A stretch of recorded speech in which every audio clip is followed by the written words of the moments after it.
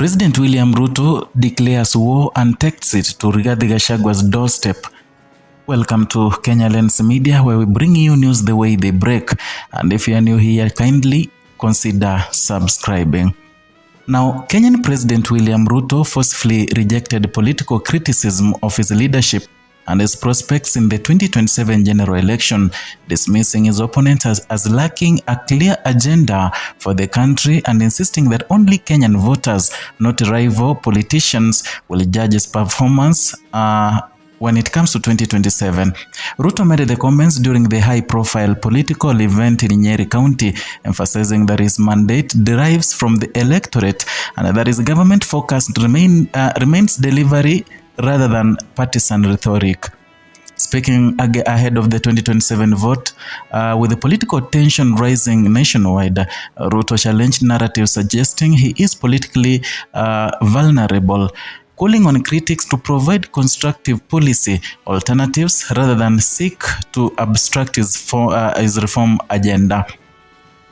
At the core of President William Ruto's remarks was a firm assertion that his administration was elected to transform the Kenyan economy and improve livelihoods. Ruto, elected in 2022 on promises to implement bold economic reforms, told crowds that his critics lack the substance needed to offer a viable alternative to his government's plans. Ruto's stance resonates with remarks he made in other settings, where he has urged Kenyans to focus on practical outcomes and reject negativity from opposition, asserting that his administration has a roadmap of national development.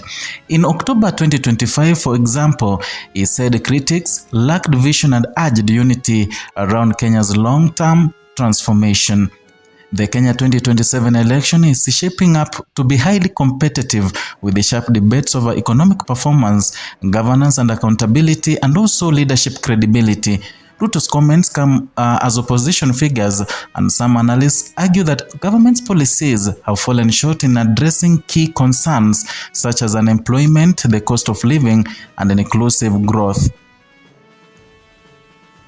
One notable political development adding tension to the field is the public resignation of the senior government official Eliud Owalo, who stepped down from his role as the Deputy Chief of Staff, where delivery and government efficiency, and announced that his intention is to run for presidency in 2027, claiming he has the better vision for Kenya's future. Former Deputy Rigathi Gachagua has also been a vocal critic, accusing the government of mishandling youth unrest and failing to effectively address deep-seated socio-economic frustrations. Ruto also addressed speculation about a potential rift with the voters in the Mount Kenya region, a key political powerhouse that had delivered significant support in the 2022 election. Without naming individuals, he said attempts to drive a wedge between him and the region's voters will fail terribly. His remarks underline the political impotence of Mount Kenya, though analysts note that the voter concerns there are, as in other parts of the country, increasingly revolve around everyday economic issues rather than ethnic or regional loyalty alone. Ruto reinforced the significance of government programs designed to translate policy into tangible economic opportunities, particularly for the young age. Central to his address was the National Youth Opportunities Towards Advancement Nyota project, a flagship empowerment scheme aimed at expanding economic participation for Kenya's youth. Launched with an initial capital disbursement in Nyeri, the Nyota project delivered 173.2 million in startup capital to nearly 7,000 young entrepreneurs who, or rather from the counties of Nyeri, Nyandarua, Kirinyaga, and Murang'a. Beneficiaries received funds split between immediate business use and a savings account under the National Social Security Fund, commonly known as NSSF. The program is part of the broader government strategy to reduce youth unemployment and promote inclusive growth by offering business grants, training, mentorship, and access to economic infrastructure. Plans and vision extending Nyota's reach to hundreds of thousands of youth nationwide over its lifespan.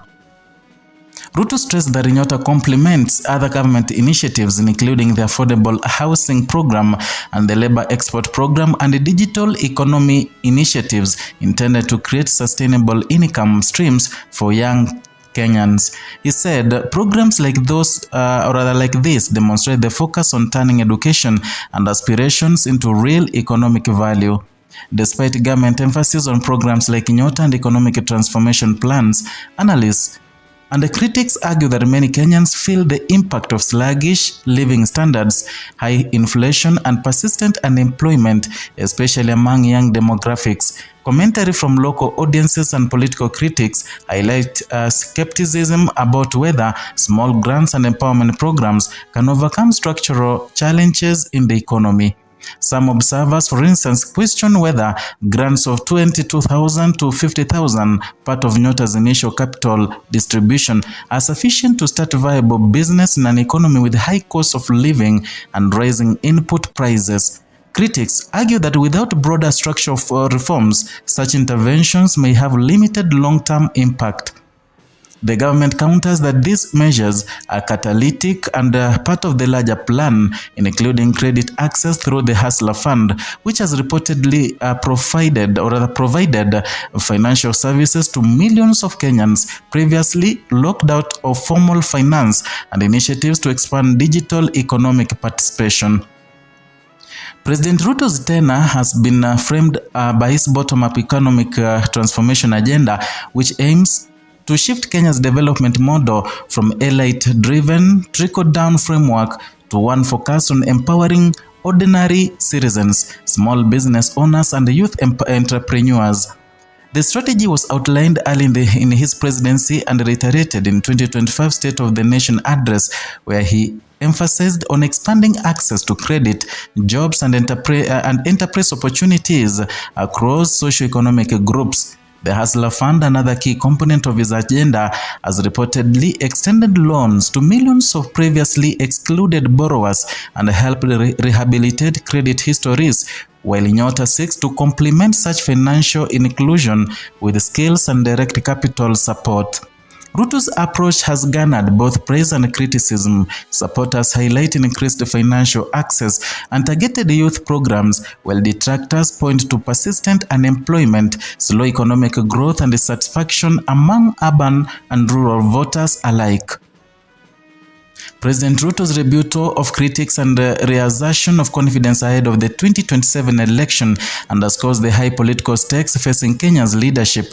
With the country's economy still grappling with the post-pandemic recovery pressure and global inflationary trends, voters are increasingly looking for measurable results rather than rhetoric alone.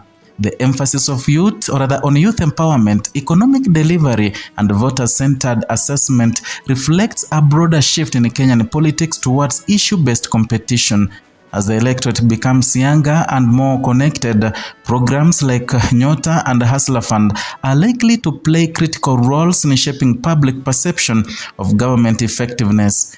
Moreover, in a competitive political landscape where opposition figures and new aspirants challenge the incumbent, Ruto's framing of voter judgment as the ultimate test sets the stage for the election, where policy outcomes, economic experiences, and grassroots engagement may determine the country's next chapter.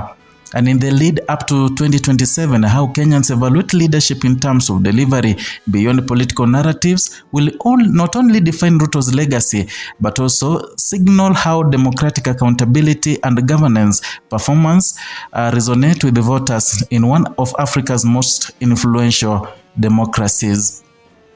That is all for today from Kenya Lens Media. Kindly, if you are new here, consider subscribing as a way of supporting this platform to grow.